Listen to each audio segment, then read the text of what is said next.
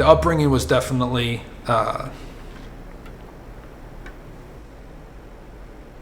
traumatic. Fuck, I'm gonna tell me this too.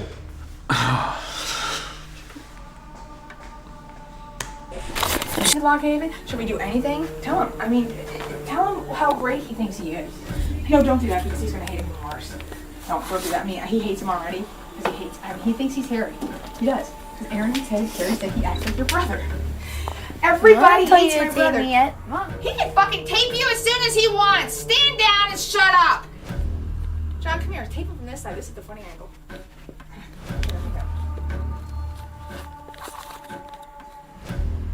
Okay, let me go. Bye. Love you too.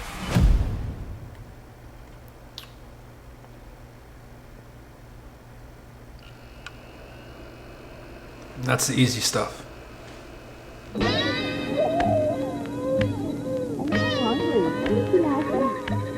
They called us like the Marsteller six-pack. There was, 2 adults and 4 kids, so the 6 of us were always in a caravan going somewhere together, so they called us the Marsteller six-pack.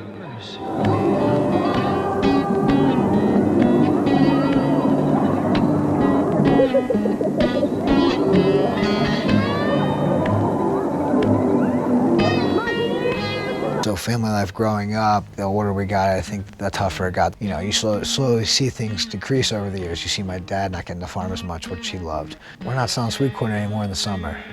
Next year, we're not doing pumpkins anymore in the fall. The fights in the house are picking up. The fights between my mother and I, my brother and my mother and I, my dad and my mother. Less family events, less family dinners, just things slowly starting to deteriorate. Walk chance. Walk chance. Let's see you walk. You didn't know when the cops were gonna be at our house, like when I was in middle school and stuff. And he walks like an old lady. He does not have a stance. Oh wait, let me zoom on that face. When I go to school the next day, and people at school be like, "Why are the cops at your house?" I don't know. They were saying what's up.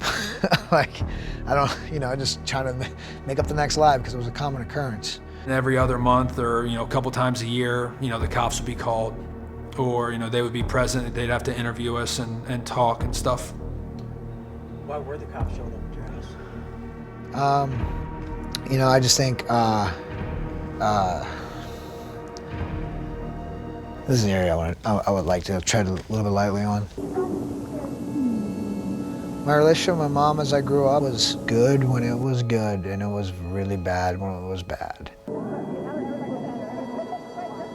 I would say my mom's alcoholism was at a peak at the time. You don't know what somebody who is black eye is going to say to you or do to you.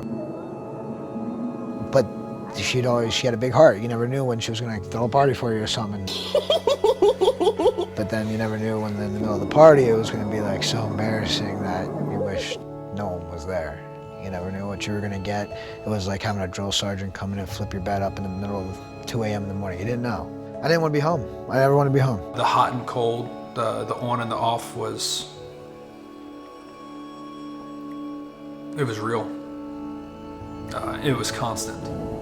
As that happened, it was feeling my fire, driving me away. Mm-hmm. My fire, that was originally probably fueled by, desire and grit and just love for wrestling. I think it started to become kind of a fire fueled by anxiety and anxiousness and escape. I'd say the toughest experience for me as a sibling and as an older brother would probably be the last day I lived in the house. I came home from work late. I was met with very upset parents that I came home late. One thing or another turned into, the police being called, a domestic, case being opened up once again. My initial thoughts were, hey, I must be the problem, And it was kind of at that point where I had it. And I remember the next day, and I had my bags packed, and I just remember going downstairs and looking at my brother, and I said, hey, I love you. I'm sorry. And gave him a hug, took 2 bags, and left. The record goes to show that when I left, everything got bad. Stand down and shut up! Everything for him got bad. Looking back on it, I realized that me leaving just meant that now Chance had his responsibilities and now he had mine. I threw them on him instantaneously with a hug and a goodbye. As I got to high school things, like that's when things really kind of got like to the unbearable point. My brother wasn't at home anymore. He was in the Marines. It's a picture of me graduating boot camp. Had to be January of 2010. He came down to Paris Island, and this was probably the first time I had seen him, touched him, or anything like that since that night I left. He was never a kid that cried, you know, almost for anything at all. And, you know, we both just literally just got emotional, and he just hugged me. I look at this as a way for him to kind of, like, not only say, hey, but like, hey, life's hard. And I was very, humbled that he was able to come there. I think he had world championships in Baku that year. The Cadet World Championships were in Baku, Azerbaijan, so my first time overseas is in Baku. I thought it was like the start of the stuff that I've been looking for my whole life. I had made the semis that year. I was in the match to go to the finals. I'm wrestling this Ukrainian, and it's back when there's a thing called the clinch. And it goes to the clinch because the period ends 0-0. And he gets to start in on my leg, and I kind of push him to like this quad pod defense, and he does like a crash gut wrench.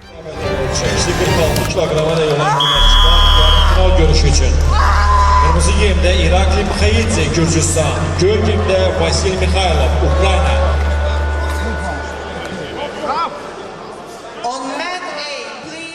I end up snapping my elbow. I forfeit out, my elbow snapped, and then I don't even get to wrestle for a bronze medal. So I come home with a 5th place finish, and I come home just super, super angry at the world.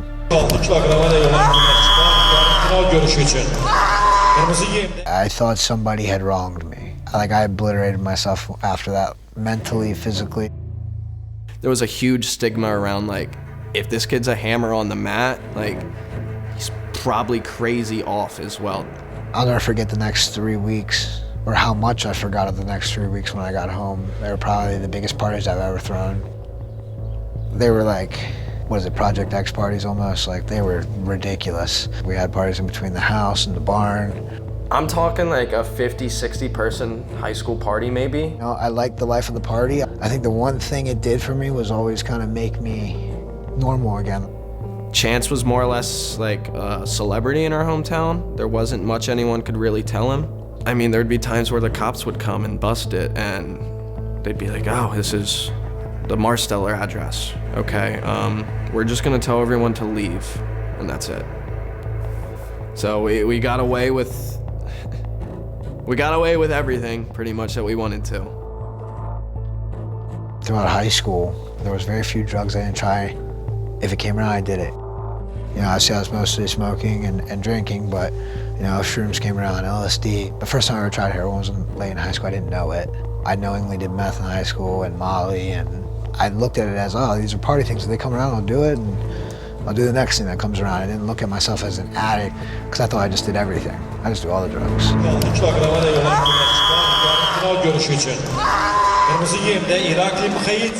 know, there's this facade. I won 4 state titles, undefeated. I do all this wrestling stuff. Facade, I was maybe probably a little bit better of a person than I actually was. You know, and that I wasn't this addict. Yeah, there was rumors about Chance in his lifestyle growing up a little bit, but I don't think anyone thought it was going to be as bad as it was, right? I don't think Chance did either. My first real big tournament back after the World Championships was that December at Powerade. And here we go with the big one. I was going for my 3rd Powerade title. It's a big tournament in Pittsburgh.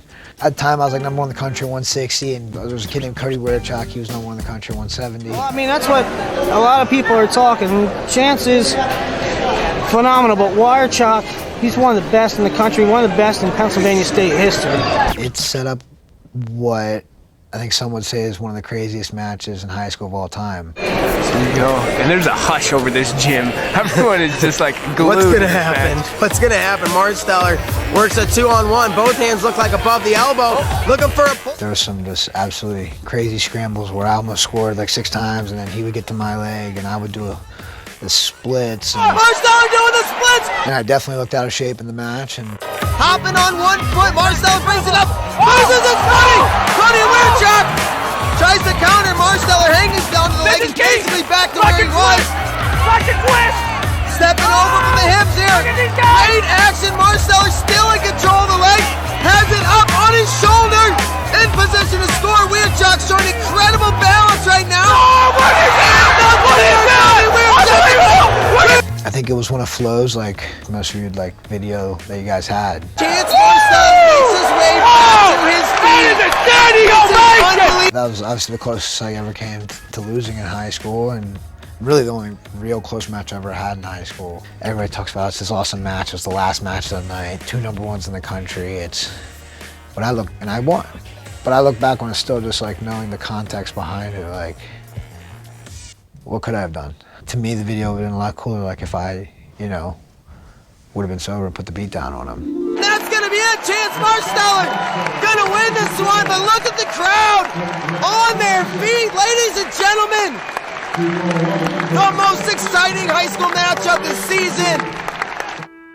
So the wrestling match that I met Chance at, we had like a little short conversation and kind of started talking and then quickly started dating afterwards.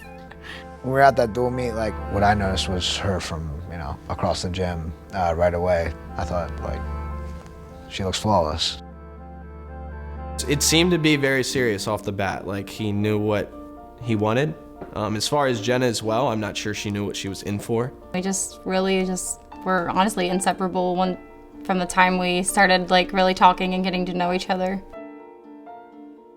Quite frankly, I didn't even realize how good he was, but then quickly kind of caught up to the fact that like, wow, like he is kind of the real deal kind of thing. Pretty much everybody that liked wrestling in the state of Pennsylvania expected and wanted and counted on him to go to Penn State and wear the Nittany Lion blue. And there's a certain breaking point that you have, especially as a teenager, the same way that I did. And he had it as well, and he needed to get away from it. Please turn your attention to the video screens for a video on our Dave Schultz High School Excellence National winner, Chance Marsteller. I had basically full right anywhere I wanted to go. This was the #1 recruit in the country. I decided one day, like a week before signing day, to take a visit out to Oklahoma State. And it was just like, oh yeah, there's a ton of tradition here. I'm gonna go here. I'm gonna be part of the new guard. And on signing day, that week, I signed with Oklahoma State. 2 days after graduation, Chance had to fly out to Oklahoma right away to go to OSU. I still remember at the airport, I was crying so bad that the lady thought he was going to the military. She's like, you can go to his gate and say goodbye. Like, that's gotta be so hard. I was like, he's not going to the Army. He's going to college. He's nothing more than a modern-day cowboy who fell. I mean, I think there were a lot of people, and myself included, that it's just a matter of time for this guy, dominates at this level. Looks like a drifter. To himself, he's looking fine. You come in from high school. What did you learn when you got dropped in the room there? Learned, there's a lot to learn. 157, Chance Marsteller for Oklahoma State. And I get to Oklahoma State, come to find out, like, no, they want you at 157, and I'm like, what? Like, I was making these crazy cuts down to 157, and it's like I was hitting 190s in high school, trying to make 157, and the only way I could honestly make it was I had to use a drug to make weight. Like, I couldn't make it naturally. Got some words early on that, he was struggling a little bit with some stuff off the mat. And that was kind of like the real start of just a fire I couldn't put out. I just don't think Chance has one more in him, and that'll be it. Kingsley wins 3-2. It just almost looked like he wasn't Chance. You could just see it. Yeah, what a crazy thing to say, but I do think that Chance was better in high school than he was in college. That's so backwards, it's so impossible to do, but once he hit that downward spiral, he just wasn't the same. He had 160-some matches in high school. I watched a lot of them. He just was not the same kid. He didn't have the same energy. I didn't know if it was weight cut. You just don't know those things, right, from the outside. Riding time, 18-6, final score. Once we were moving to Stillwater and like things just kind of went like downward. It was kind of hard to watch, you know, just like seeing like his confidence kind of diminish. As far as me knowing what a day-to-day looked like or looks like in Oklahoma State for him, I'm not that involved anymore. It's more catching up after my duels, after his duels, asking what the heck happened in the Iowa match. Why did you look like you've never wrestled before? Marsteller hangs on. You called it early, Tim. Marsteller was not into that bout after the first 3 minutes, but I relied a lot on the winning, right? I didn't lose for a long time. I didn't lose all of high school. And, you know, I'm taking losses at 157. I was like 14-4 my redshirt year. Taking losses I just don't think I would have ever taken. Not long after he started, that, you know, became evident that he wasn't going to be quite the phenom right away. When I first moved out to Stillwater, everything like seemed all grand, but once he started having to make that cut, things started to kind of spiral. Our relationship definitely took a toll. He's miserable, then my parents are separating, I'm miserable, I'm coming home crying every day. I eventually just like packed everything back up in my car and from Stillwater and drove home. I stayed in Oklahoma on Christmas because like we're training through that period and whatnot, and I get caught with a couple guys in a cul-de-sac in a car Christmas Eve and a Christmas morning, and I'm in the back seat and get booked for like a minor like possession charge for smoking weed. I was making 157 at the time. Like, this is just my life. I don't know what's going on. I told Coach Smith, this is it, dude. I'm done wrestling. Like, I can't make 157 anymore. Like, I didn't even know if I wanted to transfer yet at the point. I didn't even want to wrestle. So I quit the team. And he ends up tweeting, "Not a quitter, but I'm done with this sport. It no longer needs me, and I will no longer suffer from it." This was troubling. But I was starting to spot out of control. Like I was doing anything hard at that time, between the oxys and Xanax and crystal meth again at the time. I think I found out from a couple friends in the wrestling community, this is what happened. We're not sure what's going to happen after this. Directly, like right after he was released, kicked off, or left Oklahoma State, he got a flight from Oklahoma to BWI. I was at work, and my brother and my other really close friend went to go pick him up from BWI. They get there when he's supposed to be there, can't find him anywhere. He's lost, is what he's saying on the phone in the terminal. I get home from work, they're in my basement all hanging out, and he's like a zombie. And I'm like, yo, what the fuck's going on? Like, what is this? We get him to start talking, and he tells us that he more or less swallowed an entire bottle of Xanax, and that he's demanding us to get his second bottle of Xanax out of his backpack. He ends up wrestling a bottle of liquor away from someone, starts drinking it, and we rip it away from him, and then pretty much the rest of the night, all of us are on this crazy chance watch of like, oh my God, is this kid gonna die? What is going on? Is he actually on this? Like, we don't know. But it was like, holy shit, dude. Like, this is a big, big issue.